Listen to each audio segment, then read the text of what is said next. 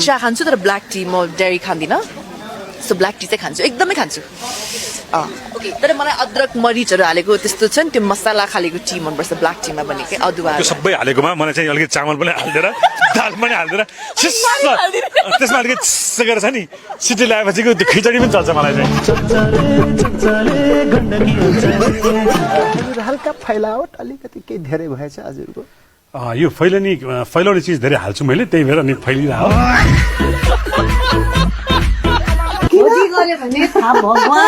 भगवानको त थाहा पाइन्छ भने मेरो त सिङ्किन्छ तर मलाई भगवान साँच्चै भेट्नु पर्छ खोजेर भेटिन्छ भगवान यो डाइरेक्ट दिइरहनु भएको छ मलाई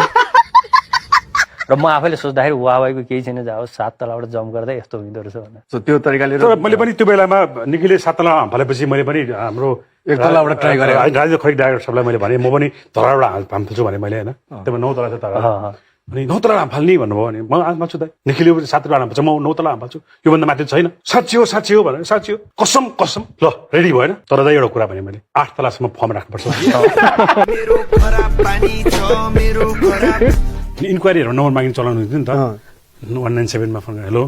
त्यहाँ गुड सिनेमा हलको नम्बर पाउन भन्थे हरि दाइ बोल्नु भयो हो भाइ नमस्ते म हरिवंश दाइ बोलेको भाइ दाइ नमस्कार त्यहाँ मेरो भाइहरू फिल्म हेर्न आउनेवाला छन् भाइ यसो त्यहाँ टिकट राखिदिनु न भाइ दाइले भनेपछि भइहाल्छ सुशील छेत्री हाम्रो ग्याङको मरेर कलेक्ट गरेर बसमा पुग्न हलसम्म पुग्ने पैसा हुन्थ्यो म्यानेजर नाम भन्ने आउँथ्यो हजुर म्यानेजरले भेट्न आएको दाइ नमस्ते ओहो अनुहार पनि सेम ल रे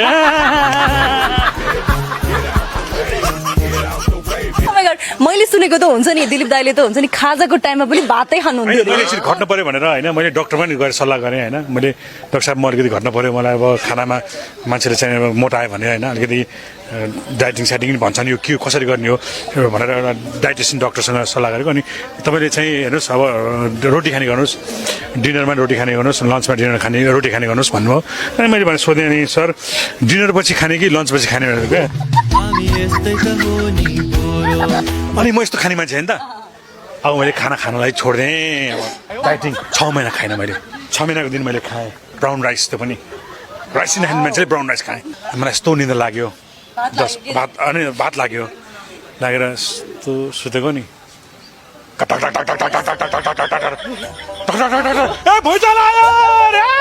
पुरा भुइँचालो आयो भाग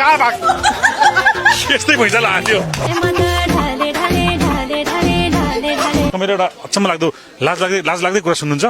म जति बजे भात खान सक्छु जति बजे खान सक्छु म 6 बजे खाइदिन सक्छु मान्छे हुन्छ नि बिहानको 6 बजे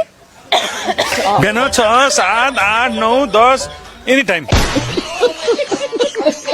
अलिकति म चाहिँ हिरो मेन्टेन गर्नुपर्छ मैले भात छोड्नुपर्छ एकदम स्लिम ट्रिम हुनुपर्छ भन्नेतिर ध्यान गएन तपाईँको कुनै जान्छ मेरो एभ्री डे जान्छ ध्यान म एभ्री डे जान्छ म एउटा हिरो म एउटा एक्टर हो मैले चाहिँ मेन्टेन गर्नुपर्छ अलिकति बडी मेन्टेन गर्नुपर्छ लाग्छ होइन जब लन्च ब्रेक हुन्छ अनि ठक्क खाना हातमा आउँछ